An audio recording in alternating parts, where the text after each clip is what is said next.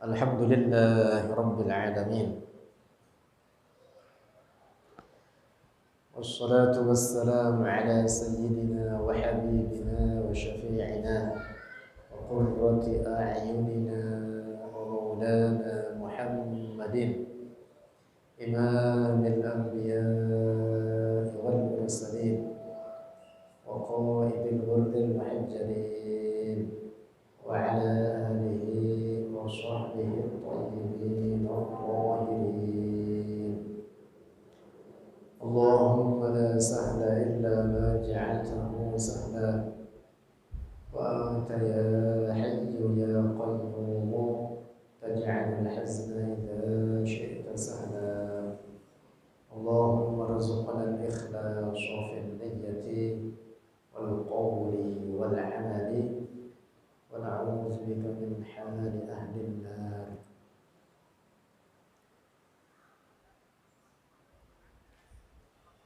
Alam adalah segala sesuatu selain Allah.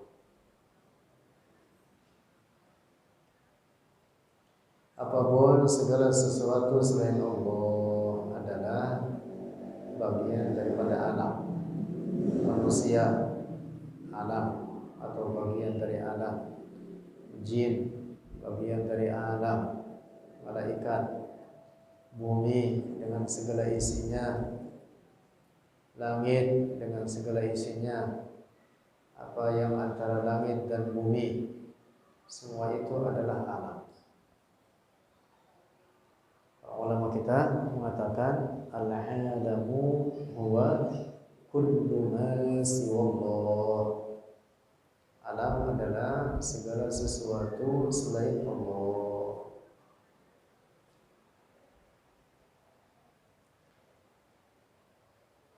Alam terbagi kepada dua, yaitu benda dan sifat benda. Benda dan sifat benda. Seluruh alam ini apapun dia adalah benda dengan sifat-sifatnya masing-masing. Manusia bagian dari alam, tersusun dari dua bagian ini, benda dan sifatnya. Bendanya yaitu tubuhnya atau fisiknya, sifatnya yaitu sifat tubuhnya. Demikian pula dengan makhluk-makhluk lainnya, bumi, langit, bulan, bintang, matahari, dan lain sebagainya. Seluruh itu ada, seluruh ciptaan Allah, seluruh makhluk Allah tersebut adalah benda dengan sifat-sifatnya masing-masing. Nah, maka seluruh alam ini apapun dia adalah benda dan sifat benda. Seluruh benda memiliki bentuk dan ukuran. Seluruh benda memiliki bentuk dan ukuran. Allah berfirman, wa kullu syai'in 'indahu bimiqdar. Wa kullu syai'in, dan segala sesuatu, 'indahu, bagi Allah, artinya diciptakan olehnya, bimiqdar, dengan ukuran, ketentuan atau ketetapan masing-masing. Dalam ayat lain Allah berfirman, wa khalaqa kulla syai'in faqaddarahu taqdira. Wa khalaqa kulla syai', dan dia Allah yang menciptakan kulla syai', segala sesuatu. Faqaddarahu, maka Allah menetapkan ukuran akan masing-masing setiap sesuatu tersebut, akan ukuran-ukurannya. Jadi seluruh makhluk Allah memiliki bentuk, ukuran, batasan.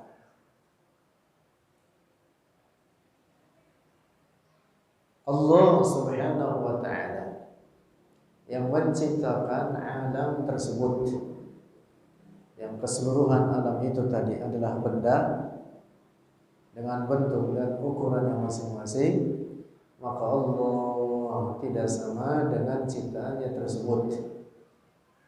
Allah Maha Suci dari bentuk dan ukuran. Allah yang menciptakan segala benda, maka Allah tidak sama dengan ciptaannya tersebut. Allah bukan benda, Allah Maha Suci dari segala bentuk dan ukuran, kecil maupun besar.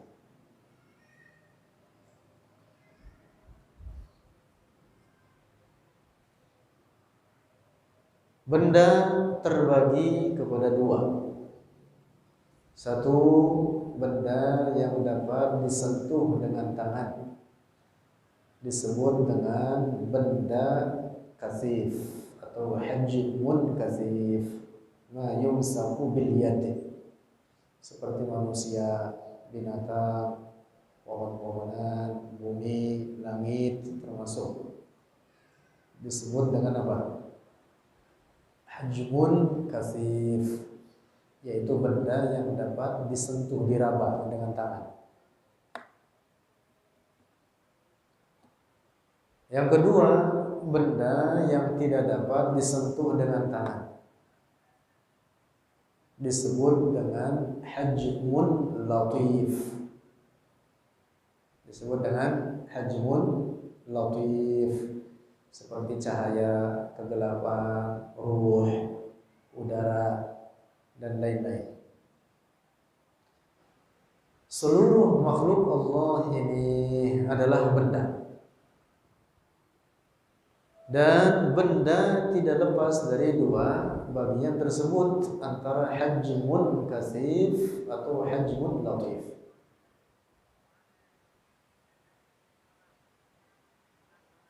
Apapun, seluruh makhluk Allah tidak lepas dari dua bagian ini.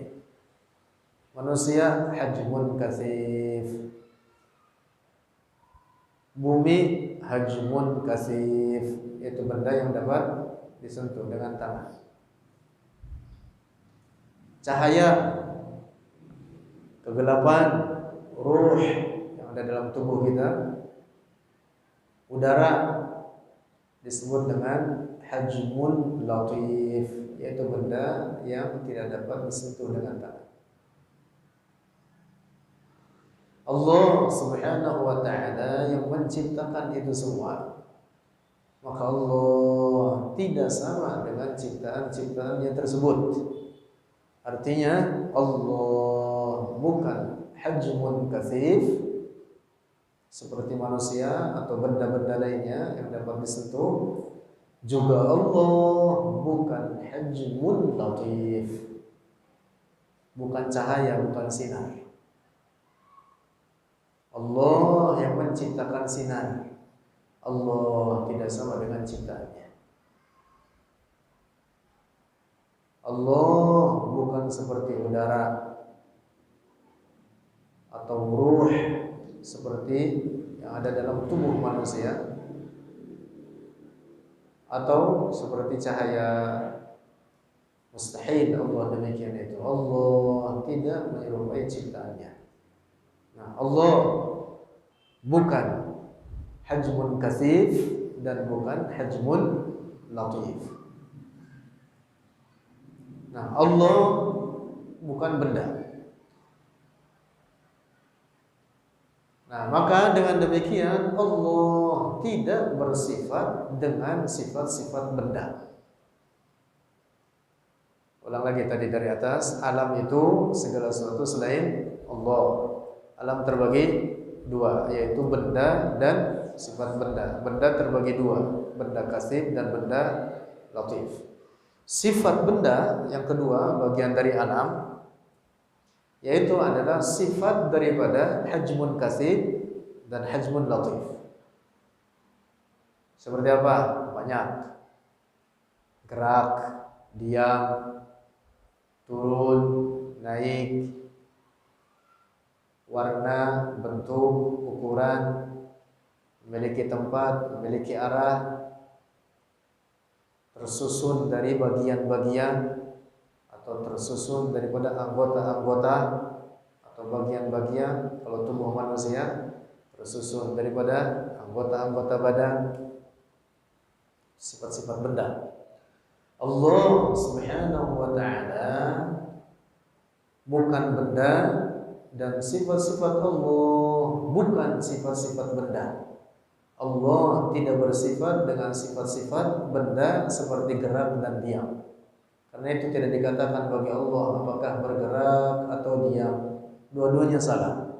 Karena gerak dan diam adalah sifat benda. Allah tidak disifati dengan gerak dan diam.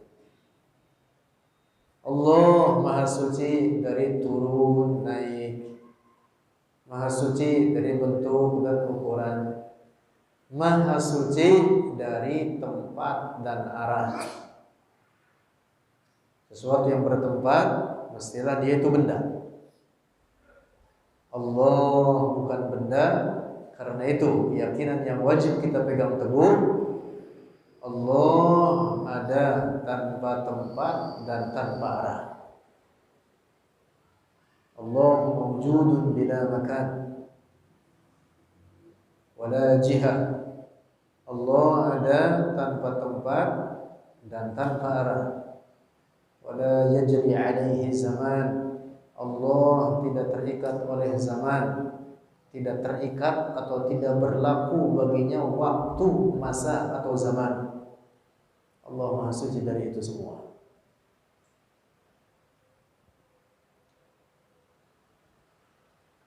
Salah seorang ulama kita di kalangan ulama Ahlus Sunnati wal Jamaah, ulama terkemuka, muhaddis, mufassir, sufiyyun jalil, seorang ulama terkemuka, multidisiplin, seorang ahli hadis, seorang ahli tafsir, ahli fikih.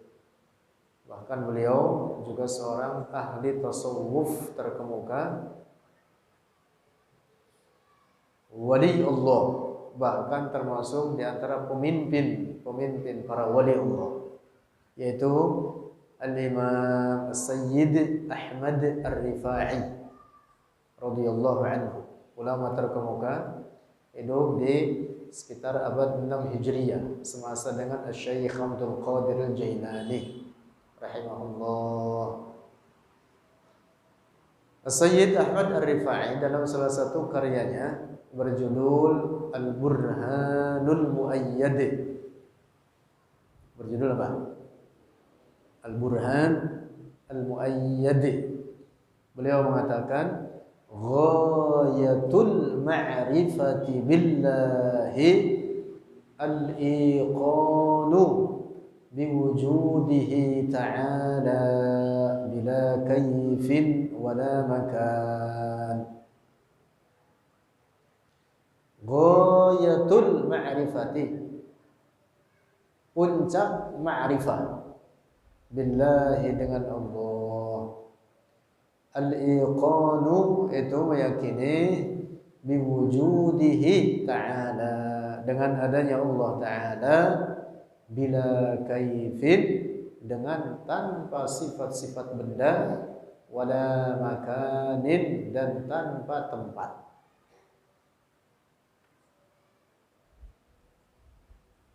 Kaif itu artinya apa? Sifat benda. Makna harfiahnya kaif itu artinya bagaimana. Bagaimana itu adalah sifat benda. Maka kaif ini hanya berlaku bagi manusia atau makhluk Allah. Kaifa haluka, bagaimana keadaanmu? Saya menanyakan sifatmu, sehat atau tidak, atau keadaanmu sehat atau tidak.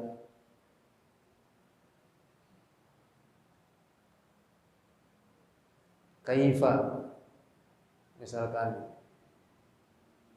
engkau punya mobil, kaifa sayyarah, bagaimana mobil. Atau misalkan hendak beli mobil, kaifa sayyaratul lati nurid an nashtariyaha, Bagaimana mobil yang hendak kita beli? Yang terlintas dalam pikiran kita apa? Gambaran terkait mobil tersebut. Warnanya, bentuknya, mereknya, apa kijang, apa mobil bus ini.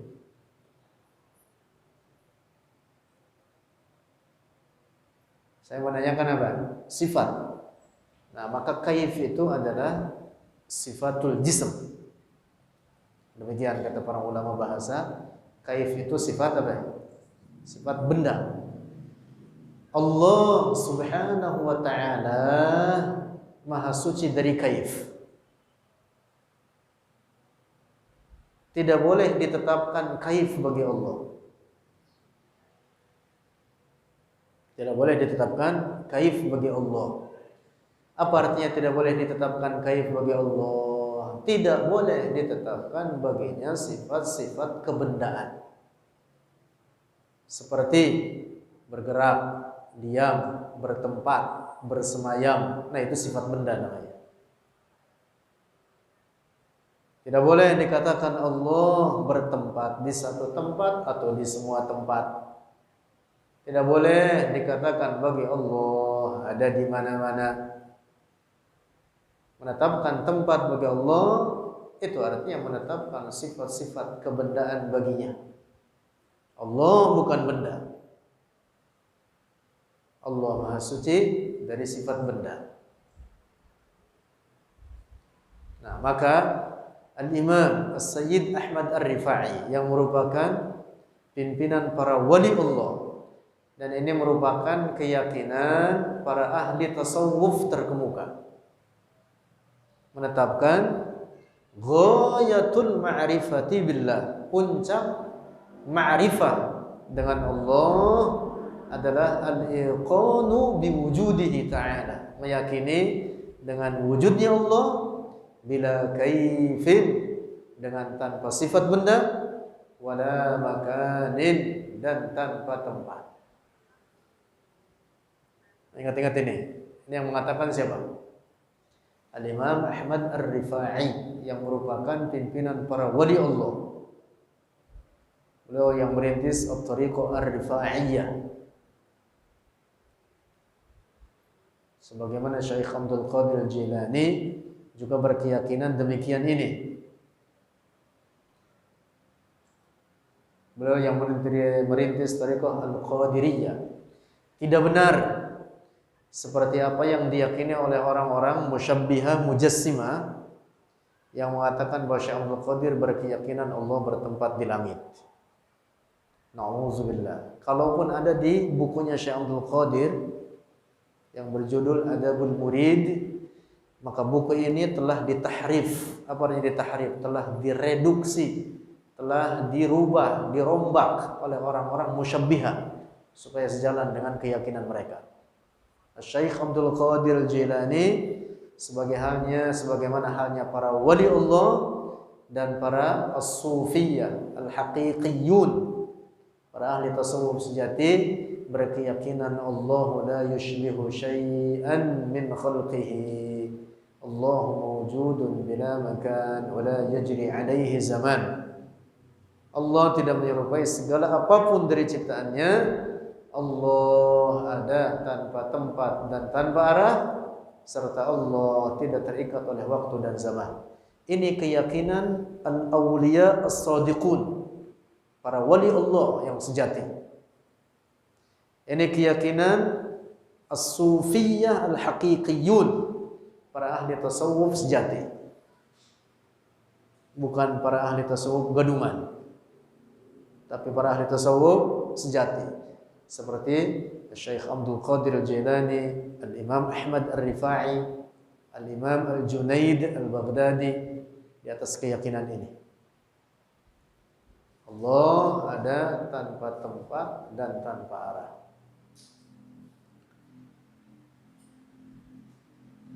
Tidak benar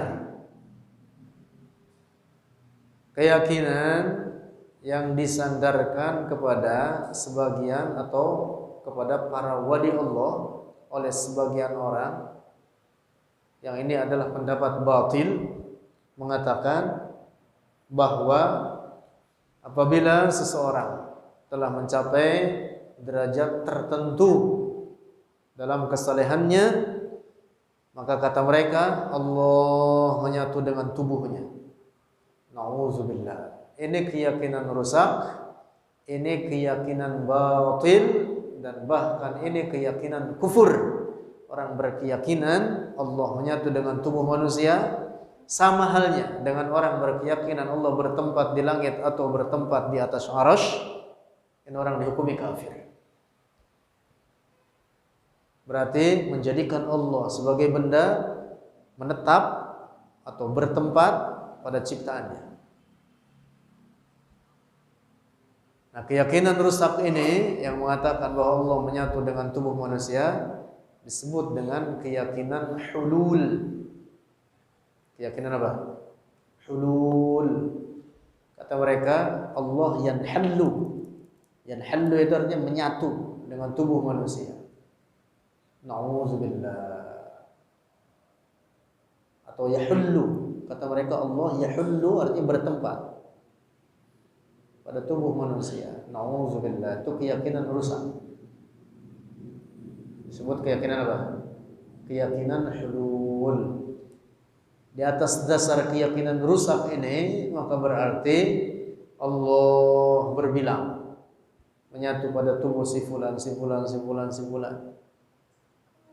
Juga di atas keyakinan rusak ini, maka berarti Allah membentuk seperti manusia. Nauzubillah. Nah, ini keyakinan batil. Dibantah oleh para ulama kita, oleh para ahli tasawuf dan para wali Allah dalam banyak karya-karya mereka. Ini keyakinan yang disebut keyakinan hulul adalah aqidatun batilatun fasidah. Akidah rusak, batil, aqidatun kufriyah, akidah kufur. Orang meyakini keyakinan ini bukan orang muslim, walaupun dia mengaku dirinya muslim. Nah, demikian pula menetapkan Allah bertempat pada makhluk lainnya. Sama, juga merupakan keyakinan kufur.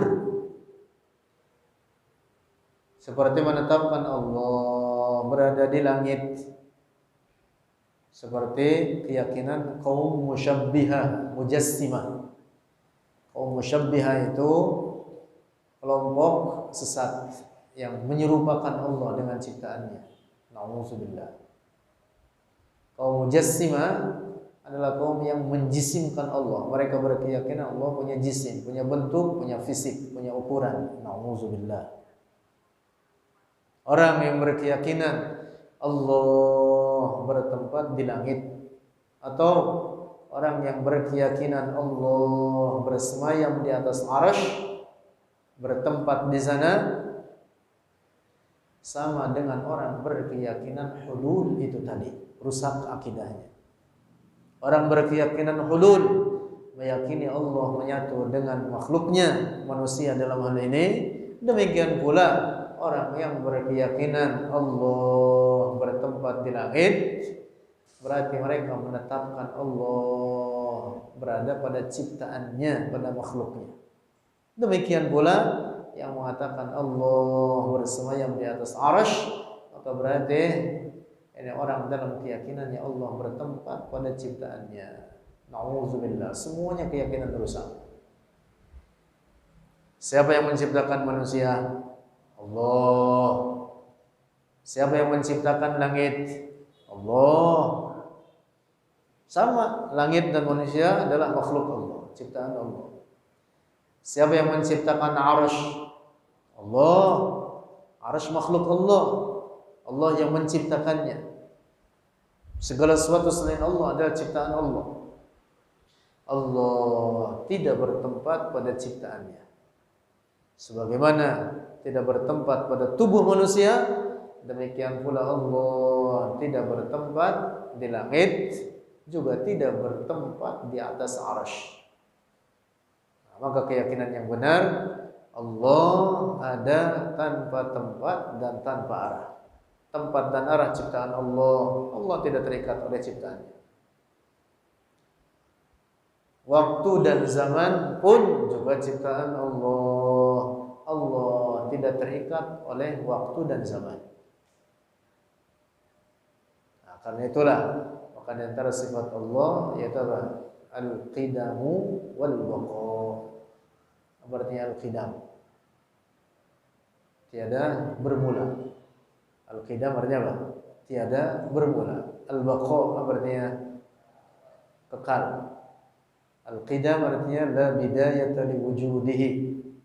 Ada tanpa permulaan. Al-baqa artinya la nihayata lahu. La nihayata li wujudihi. Ada tanpa penghabisan.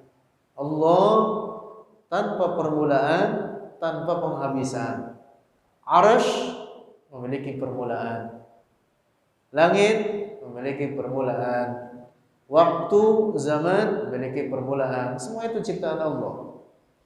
Allah tidak membutuhkan kepada ciptaannya. Allah tidak berubah. Allah tidak berubah dari satu keadaan kepada keadaan yang lain, karena perubahan itu menunjukkan kebaharuan. Para ulama kita mengatakan at-taghayyuru akbaru alamatil hudus. At-taghayyur, perubahan itu adalah tanda paling besar dari kebaharuan. Berubah dari satu keadaan kepada keadaan yang lain. Dari mana kita tahu bahwa matahari tidak layak dituhankan? Karena dia berubah dari satu keadaan kepada keadaan yang lain. Berubah, dia memiliki bentuk, memiliki ukuran, berubah, datang, kemudian hilang. Tidak layak dituhankan. Mustahil demikian itu. Karena bila demikian, tentu mesti ada yang merubahnya. Setiap yang berubah mesti ada yang merubahnya. Allah tidak berubah. Nah, karena itu para ulama di antara kalimat doa yang biasa dibaca oleh mereka, subhanalladzi yughayyiru wa la yataghayyar. Subhanalladzi yughayyiru wa la yataghayyar. Maha suci dia Allah yang maha merubah. Adapun Allah dia tidak berubah. Atau ada doa yang sering kita dengar, ya muhawwilal ahwal, hawwil ahwalana ila ahsanil hal. Allah muhawwilul ahwal, yang merubah keadaan. Allah tidak berubah. Nah, Allah Subhanahu wa taala tanpa permulaan, tanpa penghabisan. Arsy memiliki permulaan, diciptakan oleh Allah. Sebelum terciptanya arsy, Allah ada tanpa arsy. Maka setelah diciptakan arsy ini, Allah tidak berubah, tidak kemudian bertempat padanya. Sebab itu tadi, at-taghayyur akbaru alamatil hudus. Jadi perubahan itu adalah menunjukkan kebaharuan. Allah Maha Suci dari kebaharuan. Sebab kalau Allah baharu, maka berarti sama dengan makhluknya. Mustahil Allah baharu. Nah, jadi inilah keyakinan kaum as-sufiyah, para ahli tasawuf dari masa ke masa. Dari zaman ulama salaf. Karena para ulama salaf di kalangan mereka banyak orang-orang yang ahli tasawuf. Kemudian turun-temurun di kalangan ulama khalaf. Hingga kemudian ilmu tasawuf ini dibukukan. Ilmu-ilmunya dibukukan. Mutiara-mutiaranya dirumuskan menjadi sebuah disiplin ilmu, kemudian turun-temurun sampai sekarang ini di atas keyakinan inilah para ahli tasawuf. Allahu mawjudun bila makan wala yajri alaihi zaman. Allah ada tanpa tempat dan tanpa arah. Nah, maka tidak boleh diyakini Allah menyatu dengan tubuh manusia yang disebut dengan keyakinan hulul. Juga tidak boleh diyakini Allah menyebar pada alam ini atau menyatu dengan alam ini. Itu juga keyakinan rusak. Menetapkan Allah bertempat baik di satu tempat atau di semua tempat adalah keyakinan rusak, keyakinan batin, keyakinan kufur. Sama juga dengan menetapkan Allah sebagai benda. Allah Maha Suci dari tempat dan arah. Tidak boleh dikatakan terserah yang di atas.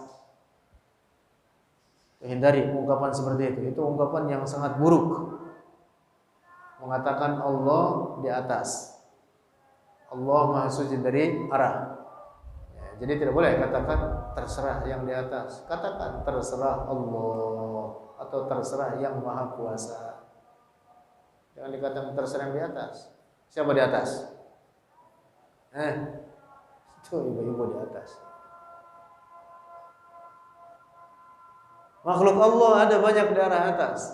Langit di atas kita, bulan, bintang, dan lain sebagainya. Langit itu adalah maskanul malaika, tempat para malaikat. Jadi para malaikat, aghlabuhum, kebanyakan mereka bertempat di langit.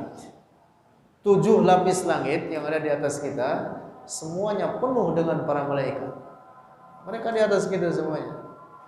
Belum lagi makhluk-makhluk yang lain, ada banyak sekali makhluk Allah, tidak terhitung jumlahnya, hanya Allah yang tahu. Karena jumlah malaikat itu tidak ada yang tahu kecuali Allah. Sangat banyak.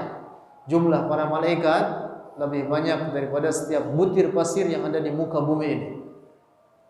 Karena itu Allah berfirman dalam Al-Quran, wa ma ya'lamu junuda rabbika illa huwa. Wa ma ya'lamu junuda rabbik, dan tidak ada yang mengetahui akan bala tentara Tuhanmu wahai Muhammad. Yang dimaksud junud di sini adalah para malaikat, illa hu, kecuali Dia Allah. Jadi malaikat tempatnya di mana? Di arah atas. Surga di atas, Al-Baitul Ma'mur, Al-Qalamul A'la, Al-Arsh, Al-Kursi, Al-Lauhul Mahfuz. Itu semuanya makhluk Allah dan semuanya ada di arah atas. Ada banyak makhluk Allah di arah atas. Kalau dikatakan Allah berada di arah atas, maka berarti Allah serupa dengan ciptaan-ciptaannya tersebut, makhluk-makhluknya tersebut. Nauzubillah.